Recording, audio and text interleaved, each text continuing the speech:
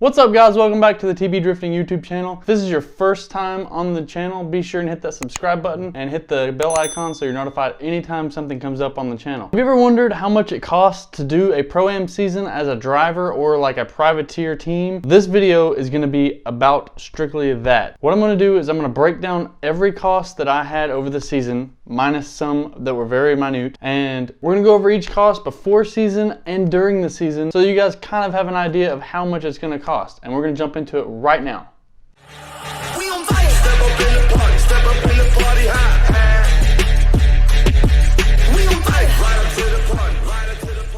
What's up guys, my name is Tyler Berry, and today we're going to talk about Pro-Am and what it costs. As you guys know, if you followed the channel, we competed in the East10Drift Formula Drift Pro-Am series in 2019. Overall, we did really good for not ever competing in the past, so I feel like our tactics as far as spending money where we did went really far in this season. But I get asked a lot in the comments, and I do read your comments, by the way, so if you have any more comments about Pro-Am or if you have any questions, be sure and type those below. I've been getting asked, what does it cost to do Pro-Am for the year? Is it a lot? Is it cheap? Am I going to be better off just not competing and doing it for fun? Well, it all depends. I mean, I would have loved to have just done it for fun, but competing just seemed like so much more fun to me, and it turned out to be much more fun. As a driver, I'm really striving to get that pro license and go into the pro ranks, so competing is really my only route to do that. So that's why we chose this. But hopefully this video will kind of show you what it costs to do a Pro-Am season, whether you want to or not. So before the competition season even started, we had to buy a season pass from East10Drift. This was basically our entry to all of the events. So there was 4 rounds. We had Nashville, ZMAX, Bristol, and then we had Linear Raceplex. This got us into all 4 rounds as well as the next day after competition so that we could just go out for fun runs. East10Drift sold this season pass for $900, so we went ahead and snatched it before they all ran out. Then once we knew that we were going to be competing for sure, we decided to do some prep to the car to make it more legal for Pro-Am. So we had to put a cage in the car. That was another $2,000. And I had a guy locally do it here. He did an amazing job, gave me an FD spec cage. If you guys are interested and you are local, be sure and hit up Rise Fab Shop. Also, to get ready for the safety aspect of it, I had to get in touch with 425 Motorsports, and they hooked me up with all of my safety gear. So I got a suit, driving shoes, arm restraints, fire retardant socks, and a helmet from them, and they gave me a whopping good deal. That was a total of $805 shipped to my door. As anybody would want to do in a Pro-Am series, you want your car to look good, so I decided to pull the trigger on getting me some over fenders for the car. The cheapest ones that I could find, and this was kind of like a sponsorship deal with them, I went to Cliq Tuning and basically told them this is my budget that I'm working with that I have left for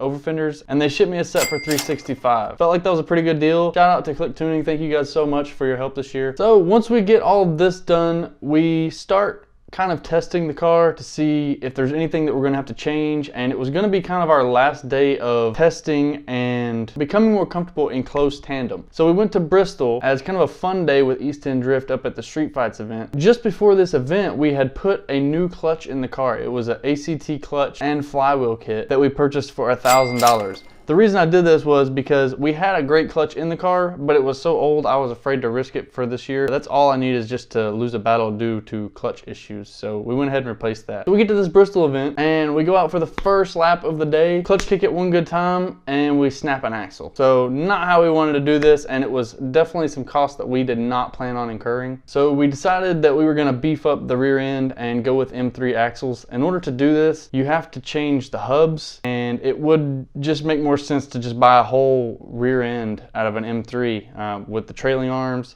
and the hubs and everything else you need in order for these M3 axles to work. And it also included the M3 axles. So I found a parts car. It was an E36 M3 without an engine or trans, and I bought it for $300. Ripped the rear end out of it, went to Condor Speed Shop and purchased some rear subframe mounts and also some reinforcement plates. And that was a total cost of $160 shipped from Condor. Thank you, Condor, for helping out this year. They were another sponsor of mine. I will be sure and link this stuff in the description as well. So once we got all of the M3 goodies out of the back of the parts car, I put my rear end back in the M3 and I sold it to a buddy of mine for $300. So basically, I got a rear end for free, so we can go ahead and deduct that $300 back out because it was a wash. Also from Condor Speed Shop, I decided to purchase some new ways to tow the car. So instead of wrapping straps around the wheels or around suspension components, I purchased a set of hooks that they sell. I purchased those and in hopes to kind of keep wear off of the suspension when we were hauling it, as well as purchasing some polycarbonate windows for whenever we're hauling it, and also when it rains,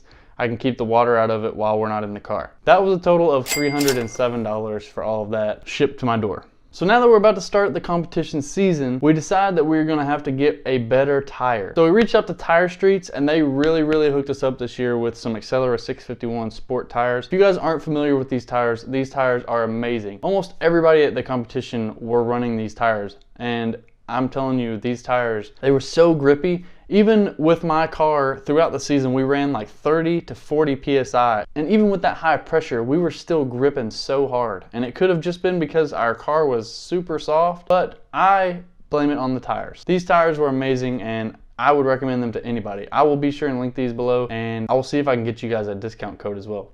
After hooking up with them, they gave me a great sponsorship deal that I could not refuse for what the tires were. So I bought 30 of them to begin with. I figured that would last me the season. That was $2,730 shipped to my door. And then the only thing else that was left was to make the car look super good with a wrap. So I hit up Graphic Effects and he hooked me up with a killer wrap for $400. We actually stopped to get the wrap on the way to our first round of competition. So it was kind of the last thing that we did. So up to this point, we haven't even hit the track first round of competition, and we've already spent $8,667.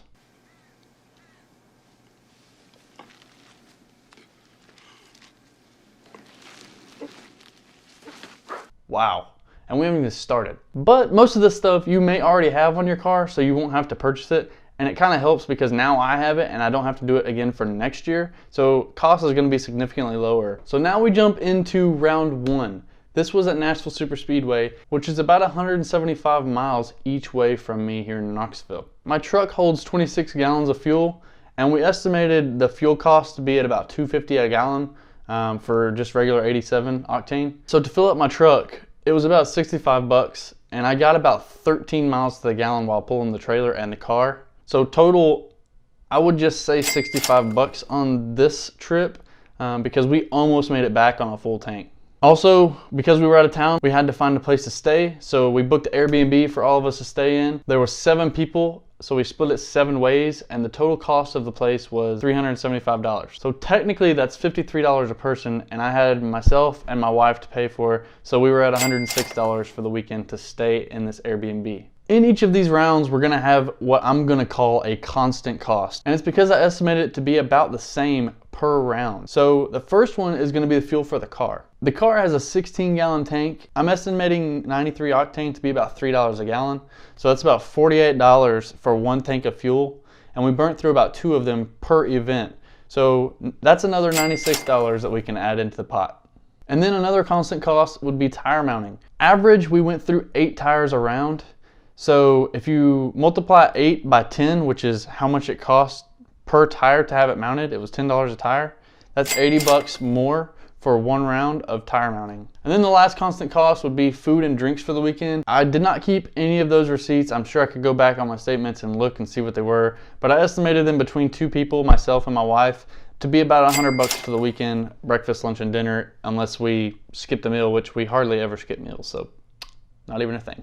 So total for round 1, we were at a cost of $447. So that's not really bad considering. Now we jump into round 2, which was at ZMAX Dragway in North Carolina. Before we even went to this round, I decided that I wanted to buy some more radios for the team. In round 1, we had a couple of radios, but it wasn't enough for everybody to be on the same page, and people were asking questions, well, who's up next? What's he saying? What do we need to do to the car? So I decided to buy a whole new set of radios, and that was a cost of about 100 bucks.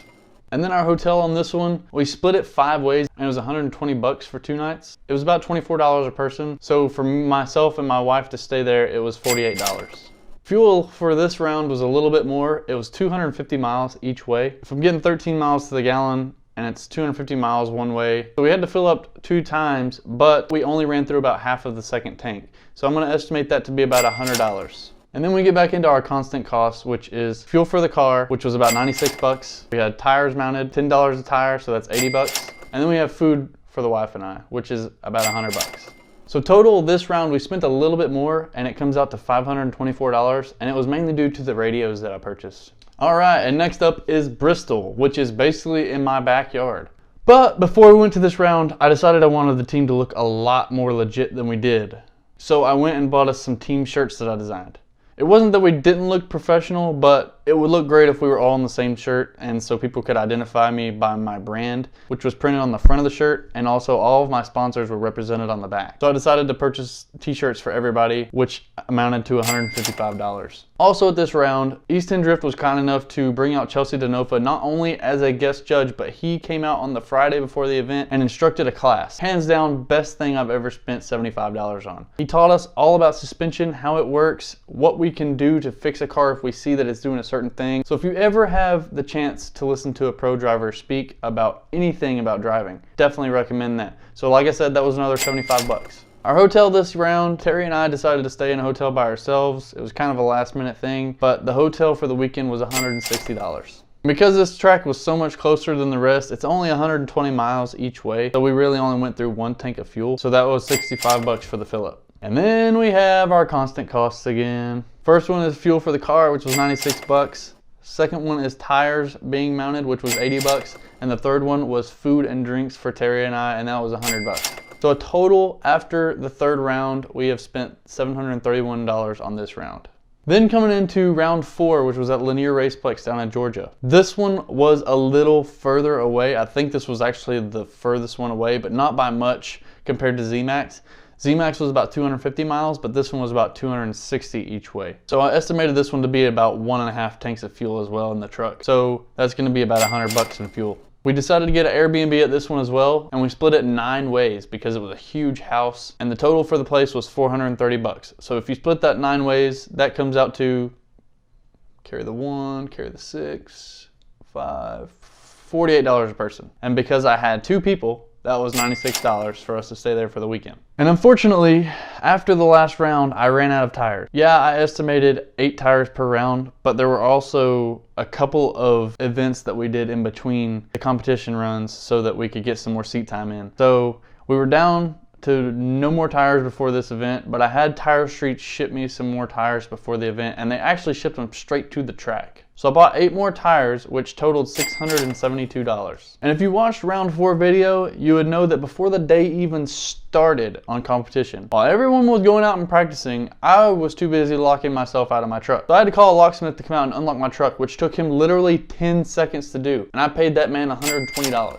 If you guys are ever out of a job, go get a Slim Jim from your local Advanced Auto Parts and just start popping people's locks. $120? Really? We had to pay for that, which was definitely not in our budget. Other than that, we had our constant costs again, which was fuel for the car, which was 96 bucks. We had our tires, which was 80 bucks to mount them all. And then we had our food and drink expense, which was 100 bucks. So because we had to purchase tires for this round and we had that unexpected door lockout thing that happened, we ended up spending a lot more on this round than any other round. And our total for this round came out to $1,264 for the weekend. So if we go through and add up all 4 rounds, plus my preseason stuff, we come out to about $11,663, which is really not bad considering that we weren't even really prepared for this season. I mean, we had to buy all of our safety gear, we had to travel to these places, we had to buy our entry fees to all these events. So it really isn't bad in a sense when I see most people go out and spend $20,000, $30,000 on a Pro-Am season. And I think one of our main things was that we never had issues with the car. I mean, yes, we had issues with the car. Everybody has issues with the car, but we never really had anything break other than that axle. So once we fixed that, we were really good for the rest of the year. But I'd say next year, since I don't have to put a cage in my car or buy any more safety equipment, it's gonna be a lot less. And I've calculated it, and if I take out all of those things, if all of these costs are about the same, I could do another Pro-Am season for about $7,361. So that's really not bad for a Pro-Am season. I mean, you can definitely make it work on a budget, and this is proof that you can make it work on a budget. As long as you have a great running car and you have a team to help you for everything, you can totally do it on a budget. So hopefully this kind of gives you an insight on how much it costs to do a Pro-Am season. Even if you don't have the money, as you can see from my figures, it's definitely doable with under 10 grand. Hopefully you guys have enjoyed this video. And like I said before, if you haven't already, be sure and hit that subscribe button and hit the bell icon so you're notified anytime something pops up on the channel. But until next time, we'll see you. Woo!